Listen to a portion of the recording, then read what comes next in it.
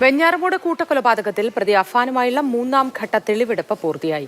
സഹോദരൻ അസ്ഹാന്റെയും ഫർസാനയുടെയും കൊലപാതകത്തിൽ പെരുമലയിലെ വീടടക്കം 7 ഇടങ്ങളിൽ പോലീസ് തെളിവെടുത്തു. നാളെ ഉച്ചയോടെ പ്രതിയെ കോടതിയിൽ ഹാജരാക്കും. തെളിവെടുപ്പിനിടെ കയ്യിൽ വിലങ്ങുമായി പോലീസ് ജീപ്പിലിരിക്കുന്ന മകനെ പിതാവ് റഹീമും നേരിൽ കണ്ടു.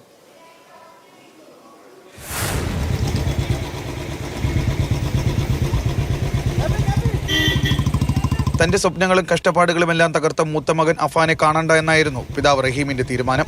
എന്നാൽ ഇന്ന് തെളിവെടുപ്പിനിടെ പോലീസ് ജീപ്പിലിരിക്കുന്ന മകനെ റഹീം നേരിൽ കണ്ടു.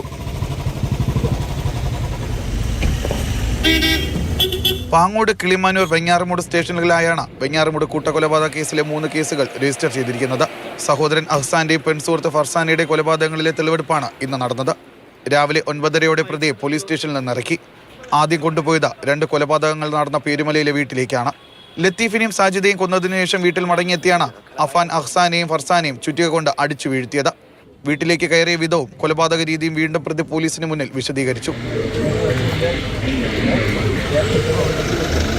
പിന്നാലെ ഉമ്മ സൽമ ബീവിയുടെ സ്വർണം പണയം വെച്ച ധനകാര്യ സ്ഥാപനത്തിലും എലിവിഷം വാങ്ങിയ കടയിലും എത്തിച്ച് തെളിവെടുപ്പ് നടത്തി. പെപ്സി, മുളകുപൊടി, ചുറ്റിക, ബാഗ് എന്നിവ വാങ്ങിയ കടകളിലും പോലീസ് ഒരിക്കൽ കൂടി പ്രതിയെ എത്തിച്ചു.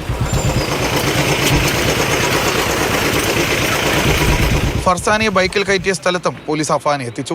ശേഷം പ്രതിയെ തിരികെ പോലീസ് സ്റ്റേഷനിലേക്ക് കൊണ്ടുപോയി. 3 കേസുകളിലെയും തെളിവെടുപ്പ് പൂർത്തിയായതിനാൽ വേഗത്തിൽ കുറ്റപത്രം തയ്യാറാക്കി സമർപ്പിക്കാനാണ് അന്വേഷണ സംഘത്തിന്റെ നീക്കം. മാതാവ് ഷമി പഴയ മൊഴിയിൽ ഉറച്ചു നിൽക്കുന്നത് കേസിനെ ബാധിക്കില്ലെന്നാണ് പോലീസിന്റെ വിലയിരുത്തൽ. ഇന്ന് നടത്തിയ തെളിവെടുപ്പോടുകൂടി വെഞ്ഞാറമൂട് കൂട്ടക്കൊലപാതക കേസിലെ അവസാനഘട്ട തെളിവെടുപ്പും പൂർത്തിയായിരിക്കുകയാണ്. അഫാൻ നിലവിലുള്ളത് വെഞ്ഞാറമൂട് പോലീസ് സ്റ്റേഷനിലാണ്. ഇന്നത്തെ ചോദ്യം ചെയ്യൽ കൂടി പൂർത്തിയാക്കി നാളെ ഉച്ചയോടെ അഫാനെ കോടതിയിൽ ഹാജരാക്കും. ശ്യാംകുമാറിനൊപ്പം ജിബിൻ JB, മാതൃഭൂമി ന്യൂസ്, തിരുവനന്തപുരം.